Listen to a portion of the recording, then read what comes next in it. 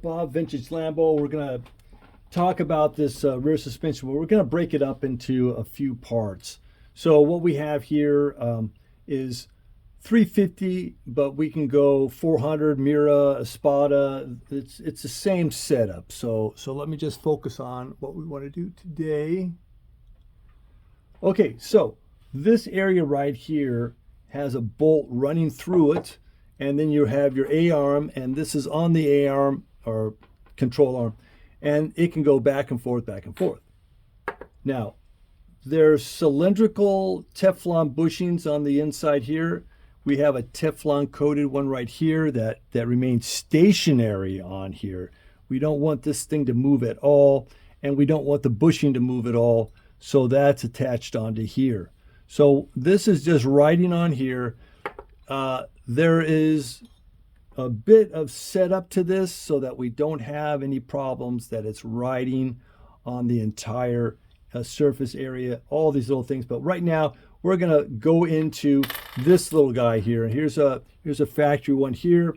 And let's just take a look at this, and I'll do a little magic trick and look at that. Wow, I can pull it right through like that. So what we want is, we would like to have this stationary. So I'm going to show you making these bushings, and this is out of a very good quality bronze that you use, like as far as like an engine, and you'd have it in the connecting rod, and the wrist pin goes through it. That type of good material. You wanted a very good material. So that's what we're going to do. This is press fit. But and then also the trick is to be able to then also have it go on correctly. So that takes a little bit of a trial and error, shall I say? All right. So and I know you're going to be talking about greasing and whatnot, but I can get into that later. But the grease that we use is only for corrosion protection, not the lubrication that you might think. Okay, we're going to get this ball rolling. All right, I take like a 20 thousandths cut until we start getting close.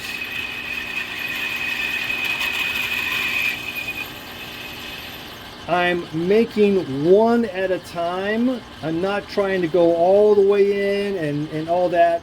I'd rather have this piece as rigid as possible. So when I'm going to be cutting these off, I just want to cut off. It's like a little ring. So I want this to be have some stability to it when I'm cutting through it, because this is going to get pretty thin.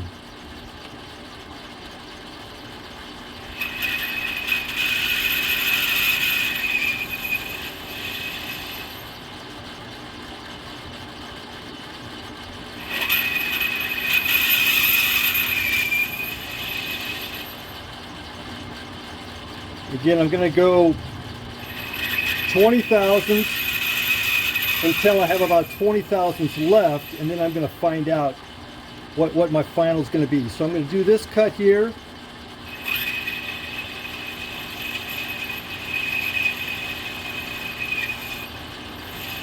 And this is all manual feed. All right, so we're out here. I should have about 20 thousandths left. Now,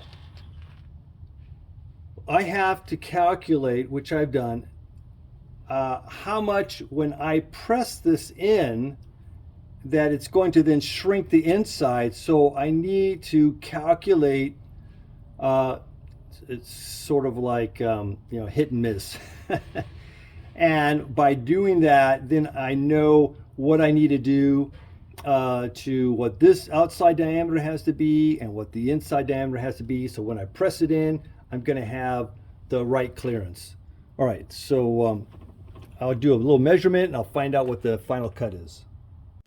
Okay, I got the final there, and so I'm going to adjust this to the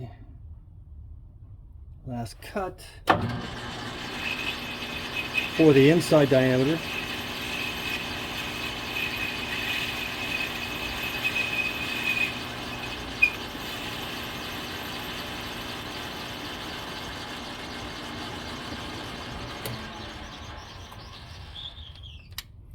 Okay, so now I'm set. That's it.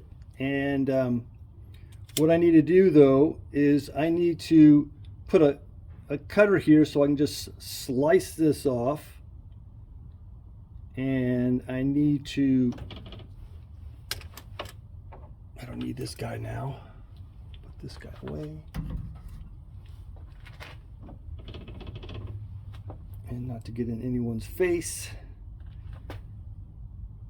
So I need to set the depth here.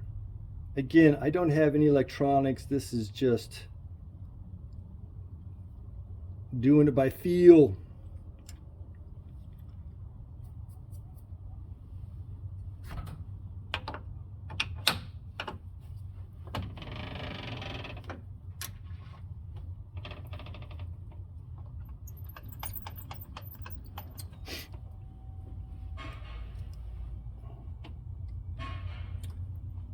I'm sure it's laughable to a lot of people, so I just,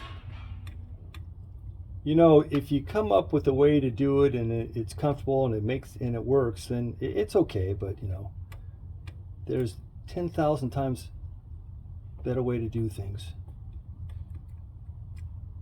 I'm just trying to do within my means.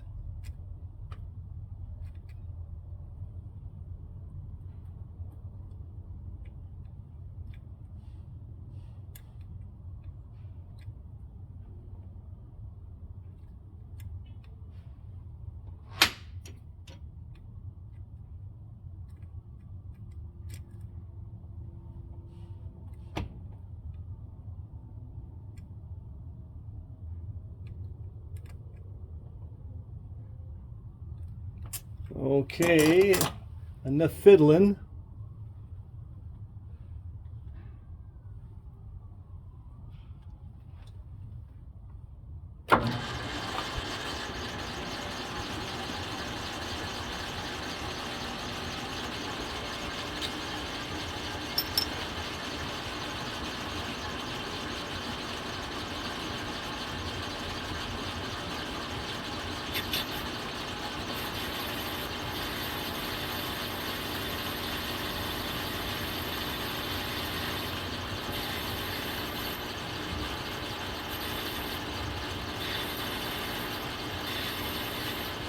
And I'm going to try and do this gingerly so that I can get this ring off with the least amount of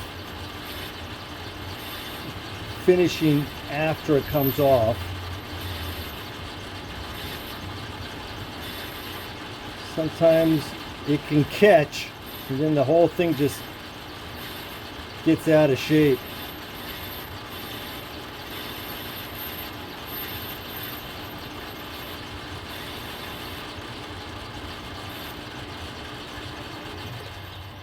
Okay, so here we have it. I am gonna, you know, deburr it, and this should be pretty good to put in, and I'll show you that process a little later, but I'm just gonna go ahead make another 3 of these guys, and so it's just get back to it. I'll talk to you when I get back to the press area, and then we'll press these on. Okay, so these are cleaned up, and you can see on the diameter of that, it's not going to just plop in. So I've got it set so it's going to be a press fit. All right, well, we'll continue on. Okay, so I need to make sure the thickness is correct. So I machined something up with that thickness. I have a little bit of paper here. I put the ring on top. I've already measured it. It's almost there, but it needs a little bit of work. And then I just go and I can just rub it across here. And then I can go ahead and I can just put my caliper on it and make sure that it's okay. Now, I made sure that this depth is the correct depth here. So if I go and I'm not doing this thing vigorously, it's just a little bit here and there, I'm not going to go undersize. We're just going to continue on.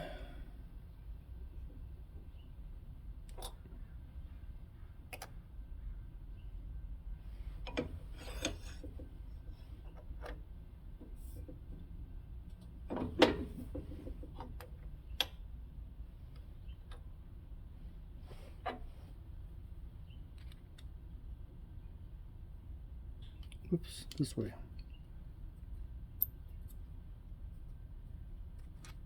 All right, that's the guide.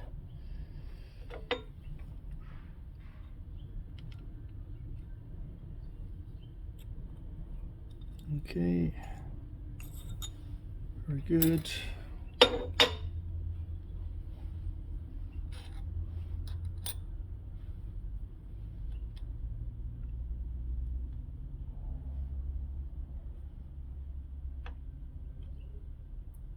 Get this pretty centered here to start with.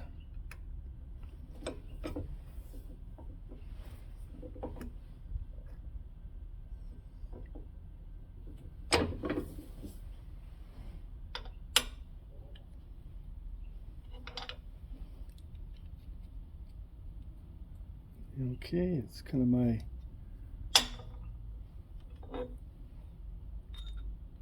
go, no go. All right. Okay, so there we got 4 of these guys.